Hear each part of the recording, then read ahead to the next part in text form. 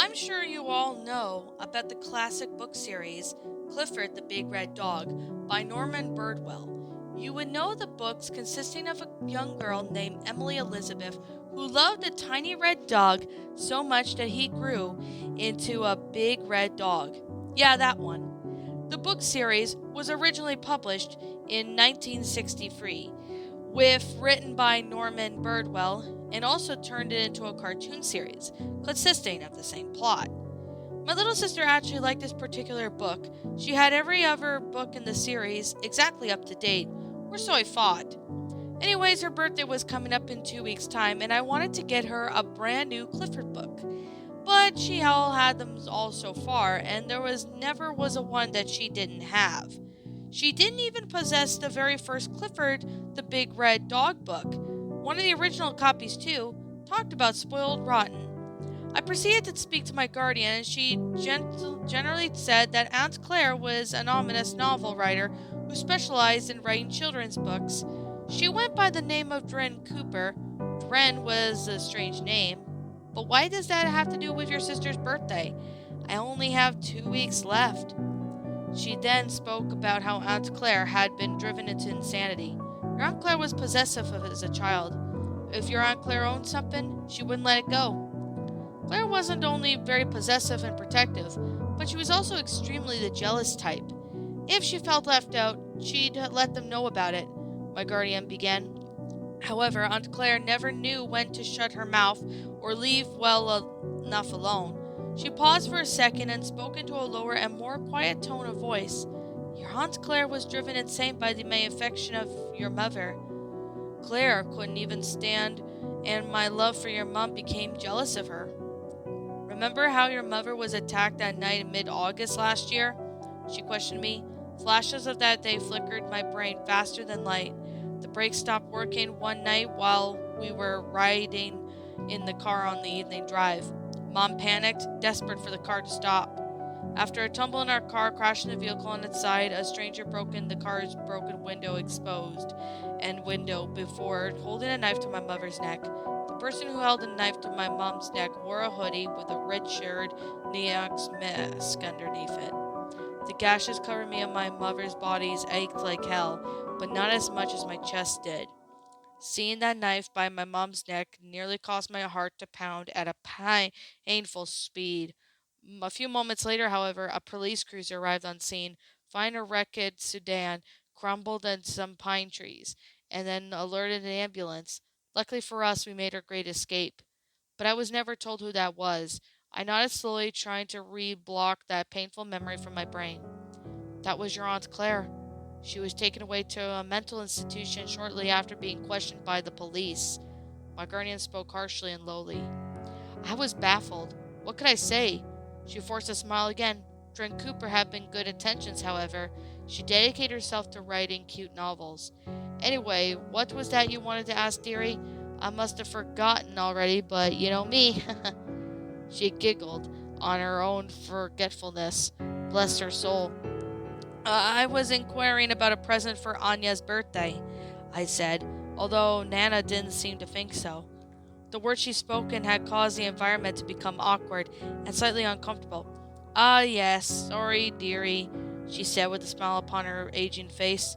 She slowly got up and walked out of the room, leaving me alone with my thoughts. No more than a second later, Nana entered the room again, holding a thin, yet rather large book. Take this, dear. Dren Cooper wrote it. She was inspired by the concept of Clifford the Big Red Dog and wanted to recreate her own version of the story. This was the only copy she ever made, though, and sure, little Anya takes care of it with pride and joy and care. It could be worth a lot of money one day. She babbled on. I will, Nana, have you read this book before? Nana looked back at me with a puzzled look. I haven't, but it seems okay. It's only a children's short novel after all. Right, I said, a little concerned, but I smiled anyway and thanked her greatly. No problem. Upon arriving home, I opened up my bag containing the Clifford book, and I had to hide from my daughter. I looked at the cover, and it worried me a little. The cover consists of Clifford laying down with it in his kennel asleep. It was a gray background, or at least a stone gray hue. It appeared to be raining. The outline was drawn of all the characters. a full red for the dog, to which appeared to be sleeping. A few people surrounding him, each of them with sad expressions on their face. Emily Elizabeth, the young girl who owned Clifford, was hugging her dog's nose that was bigger than her. She had a tear streaming down her face. The two dogs, Cleo and T-Bone, who also appeared, saddened. "What kind of book is this?" I thought out loud. "What kind of book is what?" I heard Anya's high-pitched voice squeal in my doorway. I gasped and quickly shoved the book into my bag before she seen it. "Oh, I'm nothing. Don't worry about it, okay?" I smiled gleefully at her, trying my best to hide the concern to the strange novel I'd been given. Anya cocked her head slightly to the side with a confused expression, but quickly faded into a cheery smile. "Okay," she happily said as she skipped away. I got up and locked the door and stared back at the bag containing the novel by Dren Cooper. Dren was an odd name, so before reading the book I looked it up, just out of curiosity as to whether it was a valid name or not. I didn't find much of except a few characters, and somehow the show's named Dren, one being Tokyo Mew Mew. However, I didn't really care that much for the name Clara had given herself, or its origin. I only cared about the contents of the book. I pulled the book back out of my bag and stared intently at the cover. It had some dead pixels in the background, and I swear they made out a picture. Of what, I couldn't figure it out. I opened up the book to the first page, and it looked happy and normal. I gave a sigh of relief as the thought of it. Maybe it was just a normal and happy book.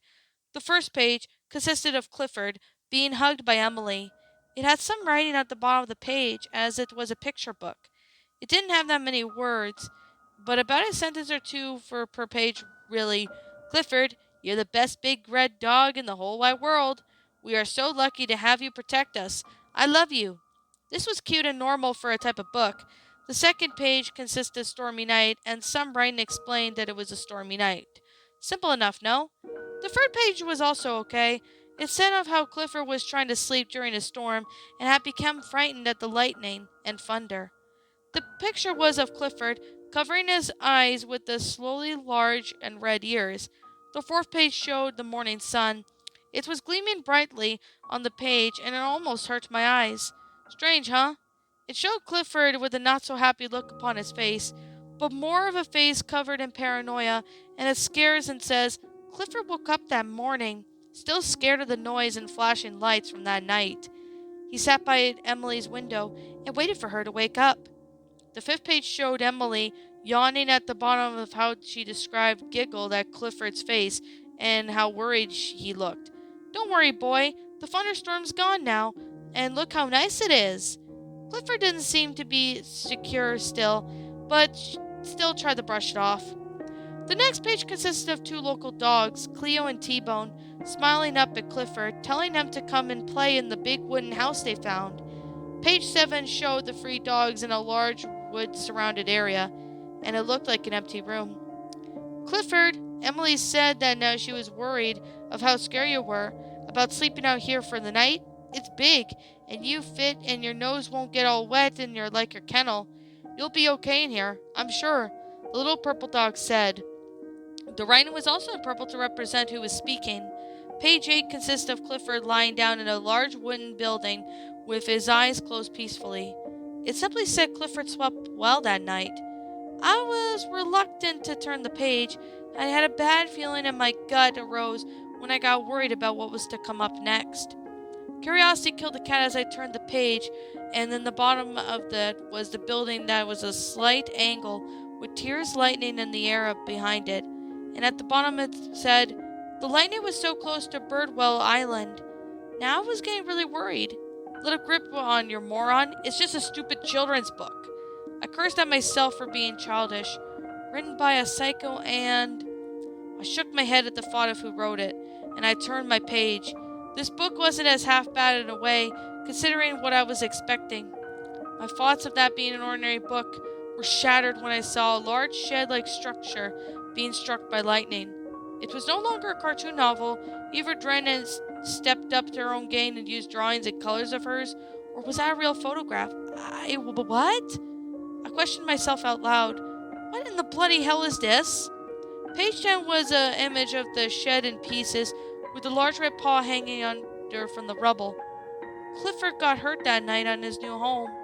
That was all the text said. The next page showed a police officer standing by what no longer looked like rubble, but the lying body of a large red creature. It didn't show what happened. It just showed a large silhouette of someone attempting to hide the body from the unfortunate soul. Page 12 almost made me vomit as it showed a real-life-like illustration of a dog's body cut open. It was black and white and extremely realistic, as if thought it was an actual dog. No, no, no, no, no, no, no! I mumbled to myself as I clutched my head. That wasn't Clifford. That was a photograph. It was my Labrador from 2 years ago. She went missing one day and the police said she had been found, ran over in the middle of what appeared to be a motorbike. I knew that was her.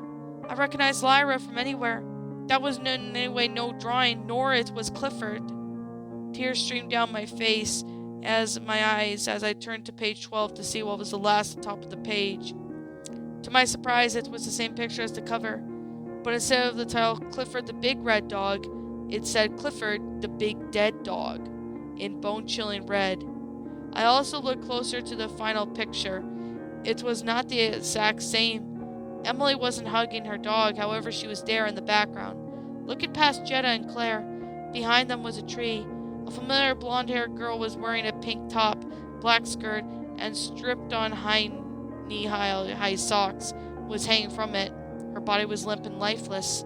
She wasn't even much more than a silhouette, but it chilled me to the bone. No pun intended. I put the book back in my bag and went out. I went to go buy Anya a cute charm bracelet. It was all worth the money I had. I was originally going to save up, and I couldn't give her that thing, nor did I have any other present to give her. I never looked at Clifford the same way again. I can't stand watching the program or picking up another book. I tore up that copy by using a paper shredder, the only copy that ever existed. The only time I'll now see it now is in my nightmares.